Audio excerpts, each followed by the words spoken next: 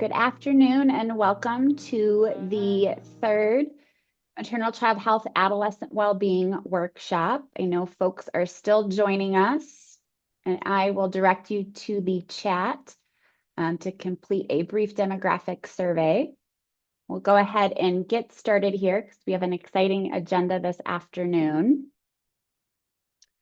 We'll start with a quick round of introductions. We'll have a presentation on youth crisis services, followed by a brief group discussion in regional breakout spaces. So really want to be exploring youth crisis services as part of your overall adolescent well-being work. So look forward to hearing from folks in those spaces. Any immediate questions before we jump in? My eye on the chat here. All right. So Selena has shared this in the chat, but we would love to know who is joining us today. If folks can please share their name, organization, and what's been the highlight of your summer. We'll ask you to go ahead and share that in the chat. And while folks are doing that, we'll go ahead and do a quick introduction of the MCH core team that's joining here today. So I'm Sarah Bolton. I'm the Regional Community Health Team Supervisor for UW-Madison's Division of Extension. And I think the highlight of my summer was a trip to the UP to visit family. And I will pass it over to Sheena. Hi, everybody. Sheena Cook-Fulsang, and I'm part of the Regional Community Health Team. I'm a coordinator for Southwest Wisconsin, home base in Vernon County. And the highlight of my summer has really just been, living it with my family and being, enjoying the weather. I feel like we've had pretty great weather for doing the things we love to do outside on the river. And I'll pass it to Selena. Hi, everyone. My name is Selena Freimark. I'm the Regional Community Health Coordinator for the Western region, Northwestern region. I would say the highlight, I'm a very novice gardener, and this year I switched to all raised bed gardening, and I had some success. I have still some green tomatoes on the vine. I'm a little nervous. Hopefully I can still eat those, but I kind of get it. I kind of get it, you gardeners out there, why it's very peaceful. So that was my highlight. And I'll pass it to Paige. Hey everyone, I'm Paige. I'm the maternal and child health communication specialist with Extension. And I guess a highlight of my summer, I started fostering kitties, which has been really fun. So I'm excited to start my foster journey. Great. And Jen Braun.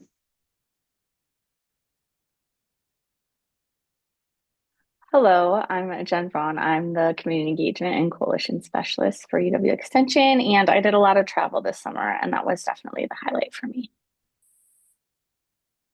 Wonderful.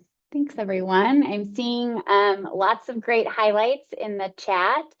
Looks like we have folks from all over the state, so thank you so much for joining us.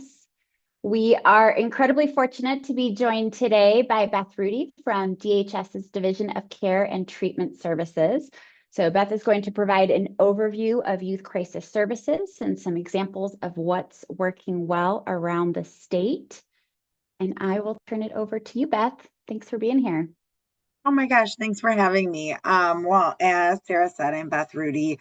I am the Youth Crisis Coordinator for the Division of Care and Treatment Services at DHS. And I'm always embarrassed to say that because I am the only Youth Crisis Coordinator.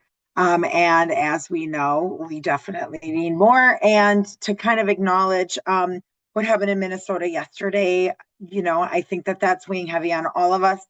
And so normally I'm a pretty bubbly, happy person. Today I'm trying to find that within me. And it's tough because this is the work that we do. And we constantly hear that our system is failing, and it is.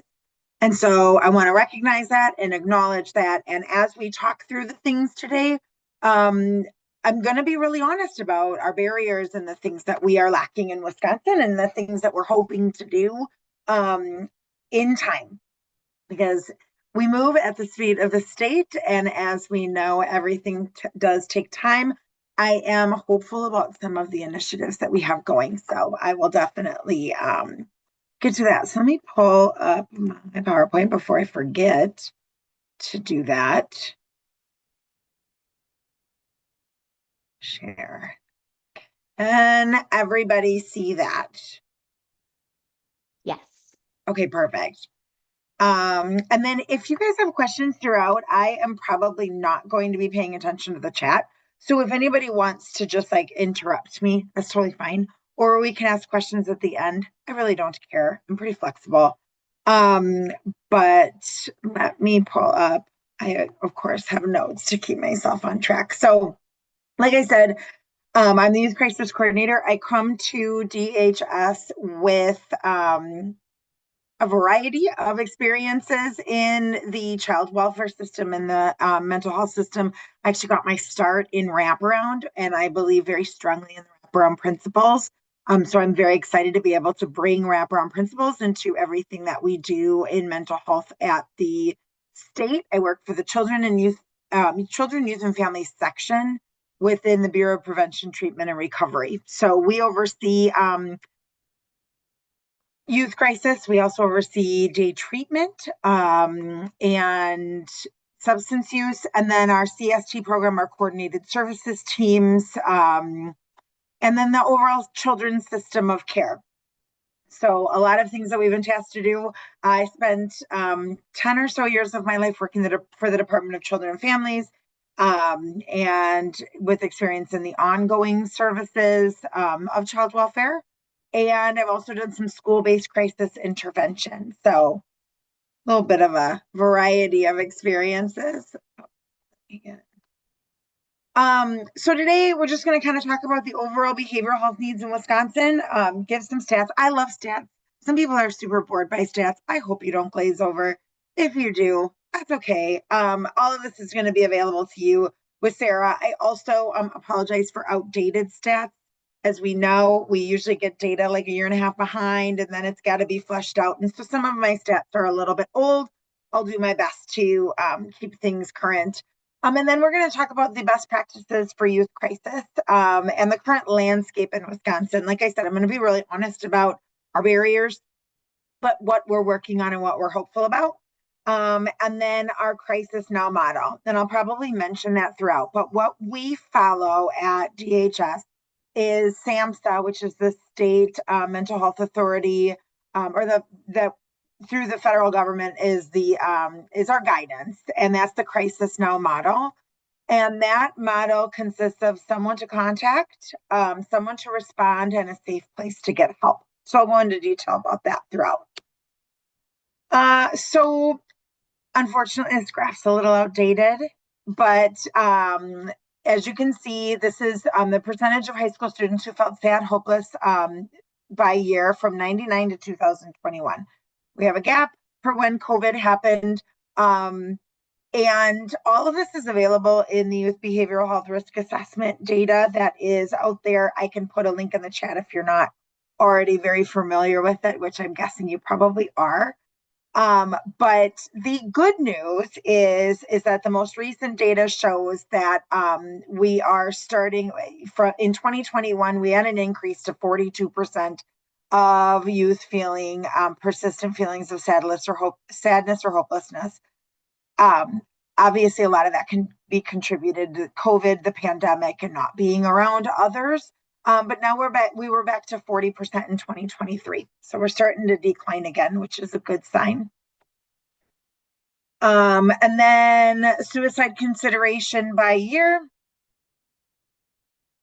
This started in 93 at 27%, and we saw a progressive decline.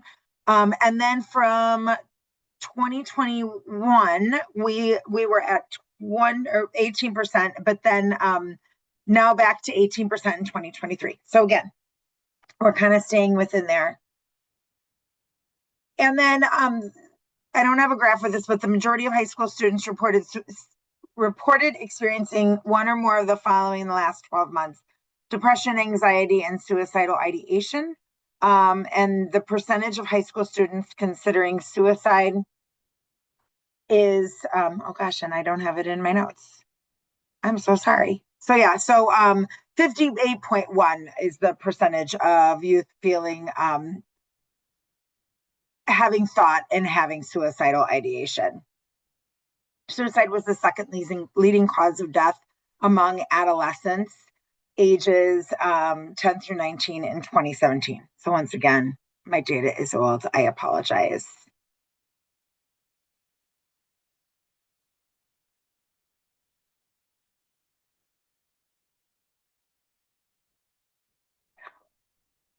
Now, here's what we know is that adolescents who died by suicide were more likely to disclose intent to a friend or peer compared to their adult counterparts who died by suicide. So this is where we come in really paying attention to our youth, what they are telling us, what they are saying.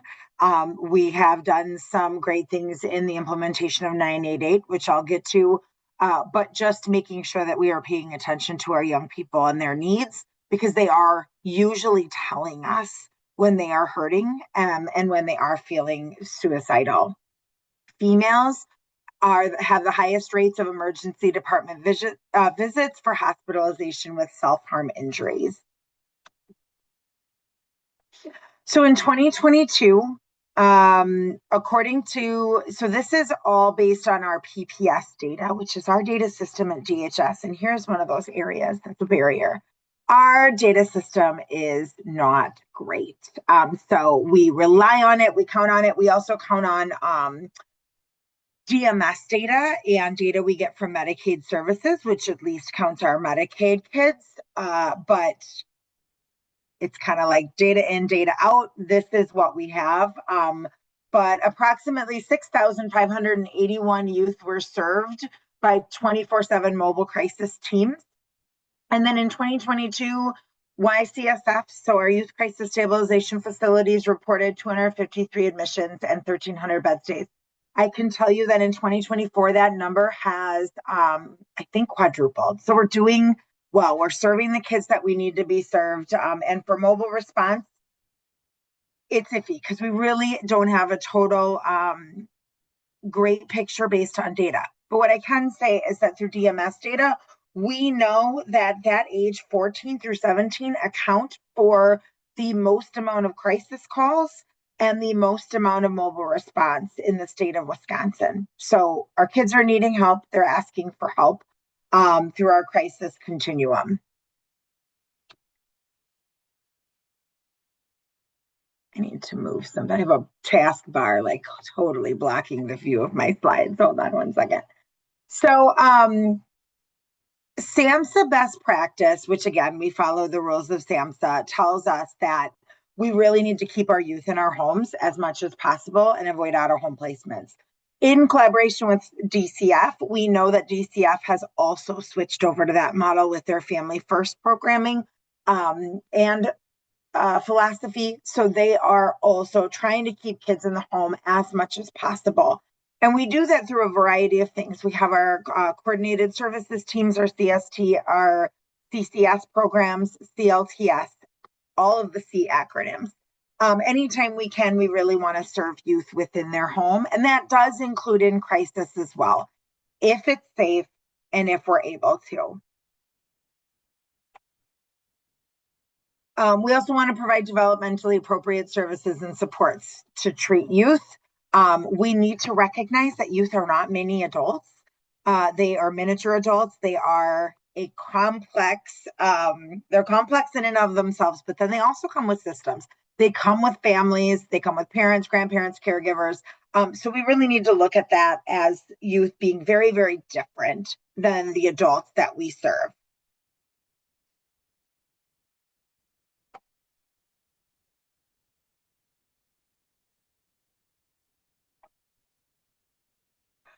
So also, we want to integrate family and youth peer support providers and people with lived experience in our crisis continuum as much as possible. I do have good news on that front. DMS now allows for parent peer specialists to be used in the crisis, to be billed in Medicaid crisis billing in response for crisis. So they can be part of that co-responder model that is responding to families in crisis. And then we also have counties such as Dane County, Milwaukee County, and now through a grant that I was able to apply and get through another federal mental health authority, St. Croix, Polk, and Dunn County are also embedding parent peer specialists into their crisis continuum. Mainly it's for linkage and follow-up. And as a parent with lived experience myself, I know that the best information I ever receive is from other parents. So as professionals, we can present a ton of options for families, but what families are really going to listen to is other parents who have been through the crisis system, been through the mental health system, and can really guide us in how to best serve our kids. And then meeting the needs of families by providing culturally and linguistically appropriate and equity-driven services. So our core principles for youth in the crisis system is safety, trauma-informed, peer support, zero suicide, and safer care, recovery need, and first responder partnerships. So for safety, to start with safety, we want to commit to a no-force approach to crisis care. One safety issue of special concern to youth in the crisis system is the use of seclusion and restraint. We also recognize that our system currently through Chapter 34, or VHS 34, and then our Chapter 51 process, is that it's not ideal. Right now, in order to receive help, really often are calling the police or going to emergency care in the hospital. And that's not the best door into crisis services and to getting help. So one of those hopeful, we'll call them glimmers, because I like the word glimmer. One glimmer is that we did recently pass the emergency rule on crisis, urgent care, and observation facilities. Those were called cook-offs, and I thought that was the coolest name possible. But unfortunately, the governor didn't think that, and he wants them to be called CCFs. I prefer cook-offs, but Tony and I don't have to agree on everything. And so those are going to be a place where youth and adults can walk in and get that 24-hour observation, sitting in a recliner, being safe, having all means taken away. And that way you can really assess whether this is kind of a one-time thing and that person can go home on a safety plan, or if higher means are necessary. In terms of safety, we want to provide comprehensive staff training on the experiences of youth placed in restraint and seclusion. That way we are making more decisions that are trauma-informed and person-centered. If seclusion and restraint do occur, it is best to, both the staff and the young person should be debriefed, either together, separately. It really depends on the needs of the child. We want to employ prevention strategies to limit situations where seclusion and restraint are used, and then creating safe spaces, comfortable and comforting and non-confining spaces where youth can get help. When promoting 988 or other crisis response services, we want to use images and messaging that communicate a sense of physical and emotional safety. And one of the ways, or several of the ways that we're doing this in our youth crisis stabilization facilities, which I will get to in a bit, we have very, very big restrictions on whether seclusion and restraint can be used. So we do see very, very low numbers on the use of seclusion and restraint in those facilities because we've made laws around it that really discourage the use of seclusion and restraint. And then in day treatment, we are doing the same. I know for CLTS, they've also followed those rules. So second would be trauma-informed care in an ideal crisis systems. And again, this is kind of for ideal crisis systems. We are doing the best that we can in Wisconsin, and we are making changes where we can. Something to remember, which you guys are all probably familiar with because I saw that you guys are from different counties. 72 different counties can do things 72 different ways. Oftentimes they have 72 different pots of money. So some counties are far more resourced than other counties. And in terms of crisis care, the county that's responsible is where the crisis is occurring. So that's something to think about. But we do see 72 different ways of responding to crisis, which can be hard. So again, this is kind of in an ideal situation. Some counties are doing better than others. It really depends on resources. We know everyone is doing their best. To be trauma informed, we want all staff in the crisis response system to realize that trauma is a major contributor to behavioral health crises, and that knowing that past trauma and community trauma impact how crisis services are provided. We want staff in the crisis response system to recognize signs of trauma, including those that are specific to children and adolescents.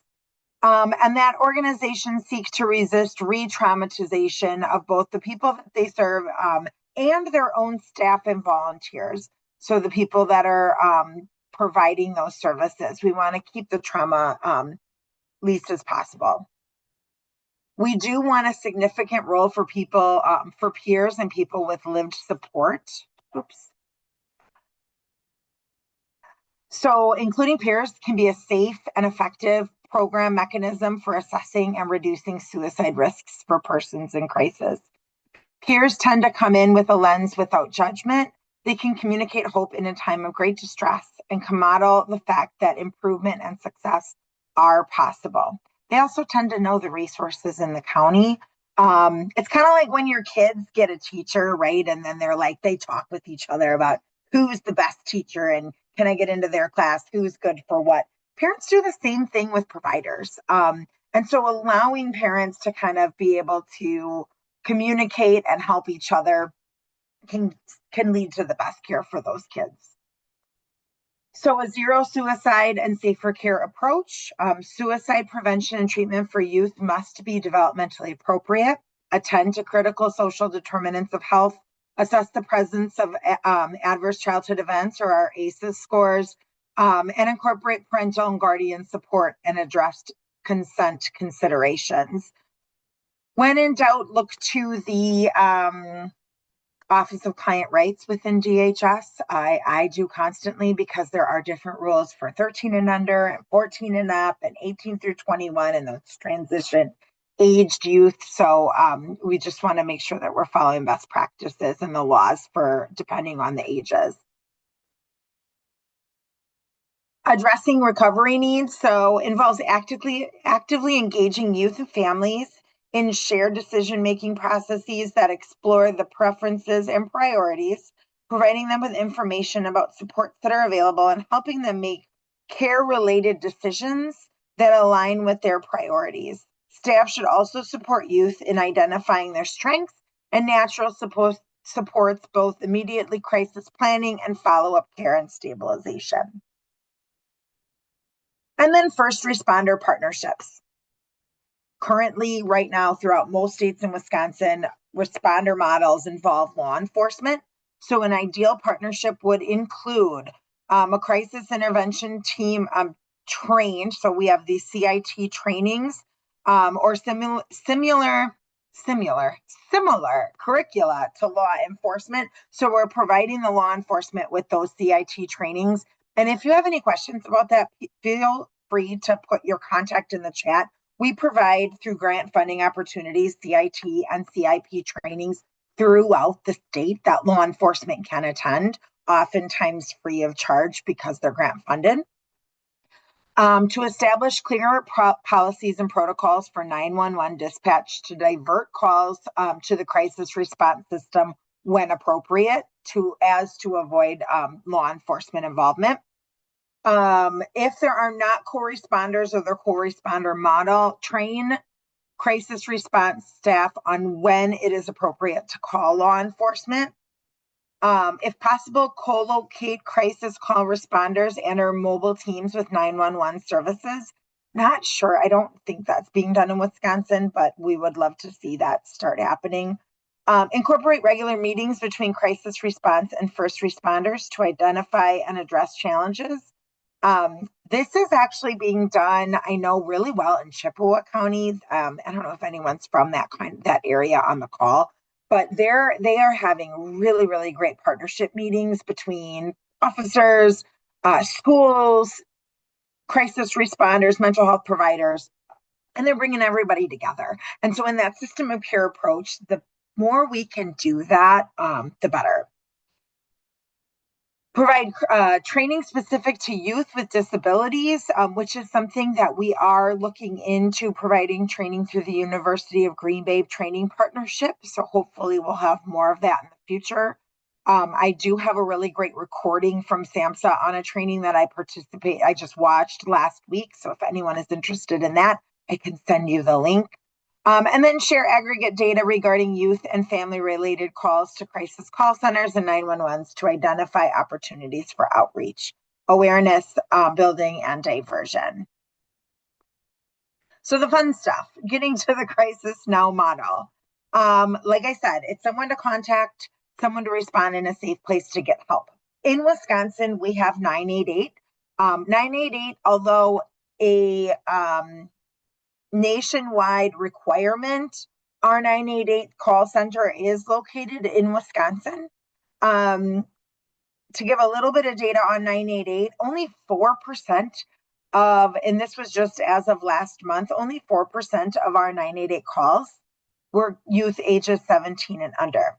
However, 17% of our chats and texts were youth ages 17 and under. So I think what that really shows us is that the way to reach youth is through chatting, texting, and what they're really used to with social media.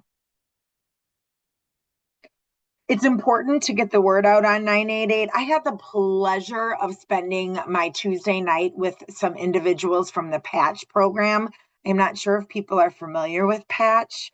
But man, they were the coolest kids ever. And I was really excited that they all knew what 988 was, many of which had used 988. 988 can also be used, and the message should get out there that if a youth is worried about a friend, 988 can also be a resource for them to call on their friends as well. So a really great resource that we have in Wisconsin. And we really just want to get the word out on that. So getting into the libraries, getting into the police stations, into schools with that messaging has been important to DHS. We recently were able to get into the WIAA, and we have 988 billboards at every sporting event, like the state sporting events. So state softball, state basketball, we have 988 billboards. We've got 988 at Brewer stadiums, Packer games, Badger games. So we're really trying to get the word out. In terms of mobile response, here's where I'm going to be honest. Here's where we're lacking the most is that we do not in Wisconsin have, for the most part, have youth-specific mobile response. Here's the interesting thing. We actually were pioneers in Milwaukee 20 to 30 years ago. They were one of the first areas in the nation to have a youth-specific crisis response team that went out to work with youth and families. And unfortunately, that is no longer in Wisconsin. However, the people who were part of that initiative trained states throughout the nation on doing this. So this is in my long-term goals. So this is my long game. And I'll kind of tell you as we get to it, things are getting accomplished. And these are my long game accomplishments that are happening. So I feel very hopeful that we will be able to improve our crisis response in Wisconsin. But essential operations, we really need to respond to crisis on location, in home, and community-based settings when possible. So I know that that's for smaller counties, that's not really their truth because the funding just isn't there. But when we can, we want to be responding in home or recreational settings, homeless shelters, wherever that crisis is happening. In a perfect world, we would implement real-time GPS technology in partnership with the regional crisis hubs and then be available to respond to crisis quickly. So that can be really hard in counties that are quite large with small amounts of people inside of them, knowing that the crisis responder might have an hour and 15-minute drive to get to that crisis. So trying to address that problem when we can.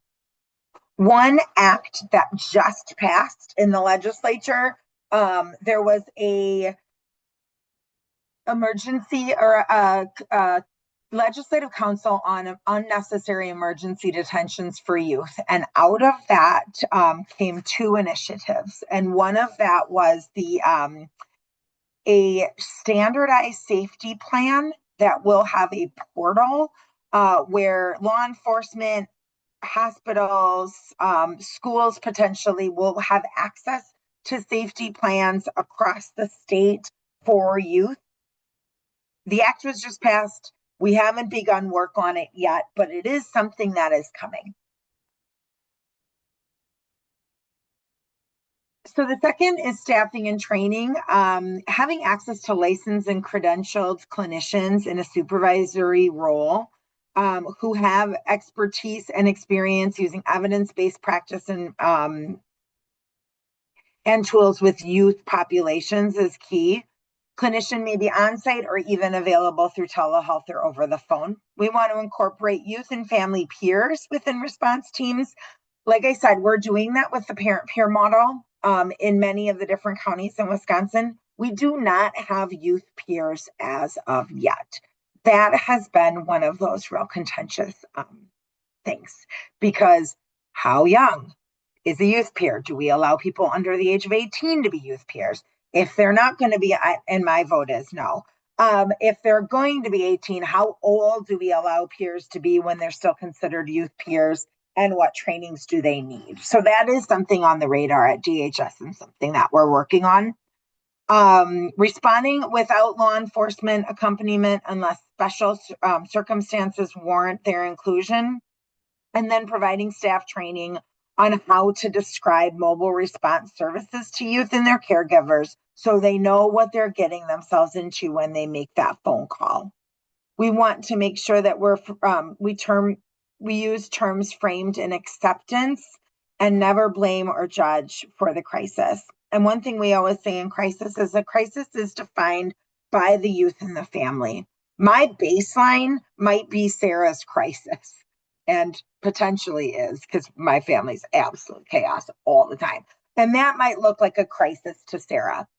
Sarah gets to define that for her family. Her kids get to define that. On-site needs when it comes to mobile response teams may use standardized screening and assessment tools to help promote shared understanding across providers. Some of those tools are the CAT, the Crisis Assessment Tool, the CANS, which a lot of people I think are probably familiar with, the Child and Adolescent Needs and Strengths Assessment, the Child and Adolescent Service Intensity Instrument, we call it the CASI, and then the Columbia Suicide Severity Rating Scale, which I know a lot of schools use. So another on-site need is de-escalation strategies.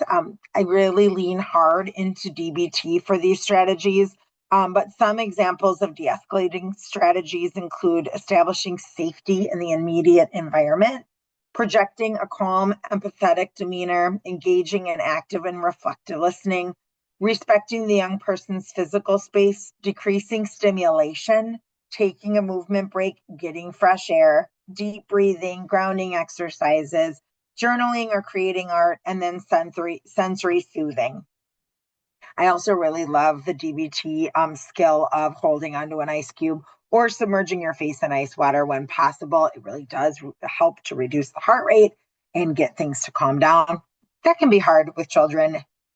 And you don't want to be like shoving kids' heads in water, obviously. So we voluntary agreement to that, but it is a great tool. And if you're not familiar, I don't really know how familiar people are with DBT, but it's my go-to. So on-site needs, safety planning, creating crisis or safety planning is key component to ensuring the young person's short-term safety. We know that we've got shortages in staffing and shortages in availability of beds. in our hospitals.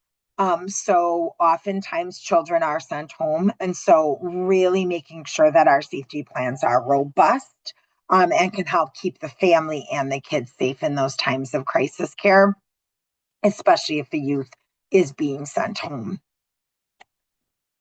And then on-site and post-crisis needs, care coordination and follow-up. So mobile response teams may coordinate transition to the community. They should really know the crisis and medical facilities in the region, and also the broader array of crisis and adolescent supports and services. This can include behavioral health providers, school-based supports, and other county and community resources.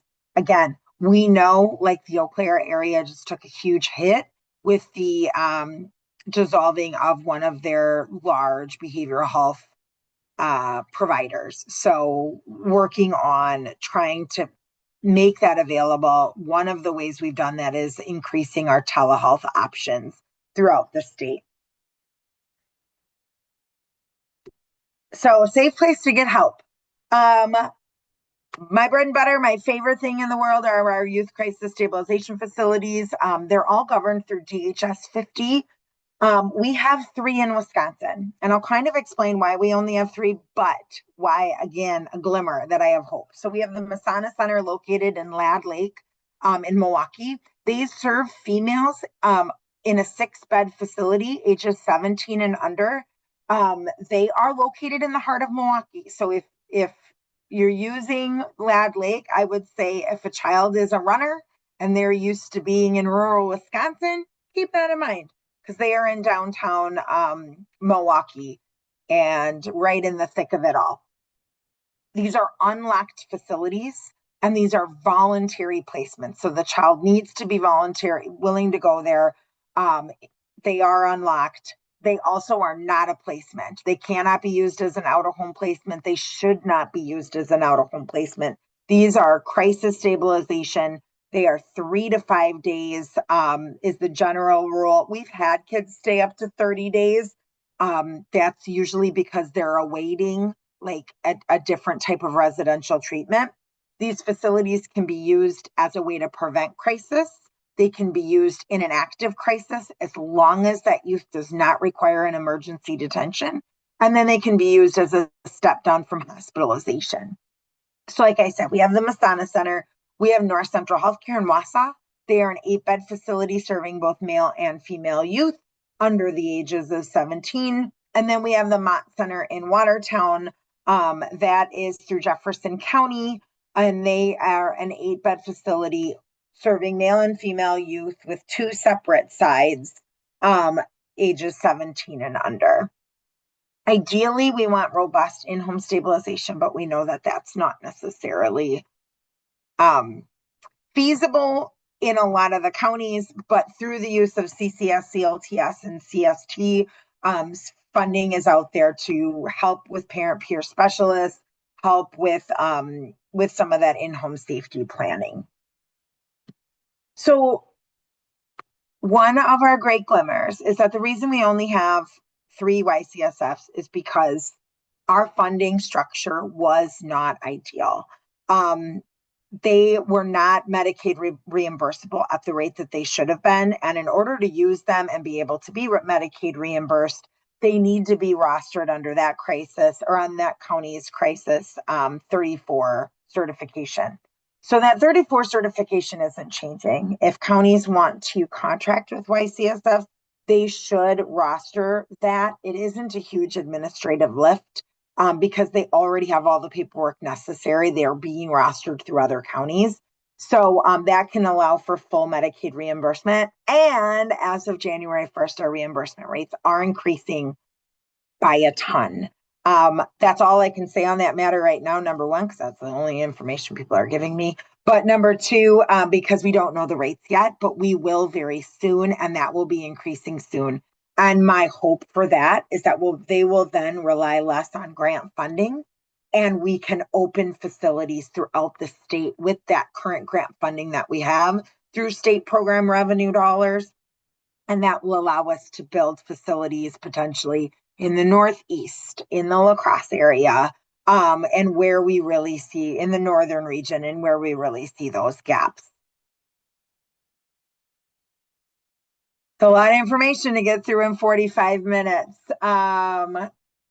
Stop that. Does anyone have